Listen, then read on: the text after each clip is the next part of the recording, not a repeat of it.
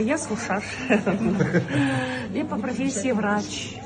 Как вчера говорили, сколько лет отработала, я тоже отдала медицине 42 года. У меня была онкология, третья стадия. Это между жизнью и смертью. Вы скажете, как врач, как ты допустила? Но я не буду это рассказывать, я расскажу это потом какой-нибудь истории. Это не я виновата. Это виноваты мои коллеги-врачи. Но опять, я врачей сейчас не виню. Я Всевышнего благодарю, что он мне дал силы выйти из этой истории болезни. А история болезни была между жизнью и смертью. Я была не такая, как сейчас. Я была страшная. Потому что оставалось себе жить буквально несколько месяцев. Это я вот перед вами. Но я прошла все муки ада. 37 химиотерапии. Месячную радиологию.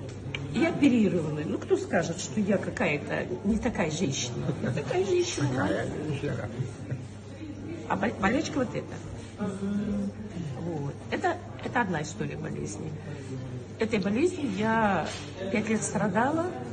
5 лет через каждый 21 день получила химиотерапию. Была на группе инвалидности 1, 2, 3, но потом сняли.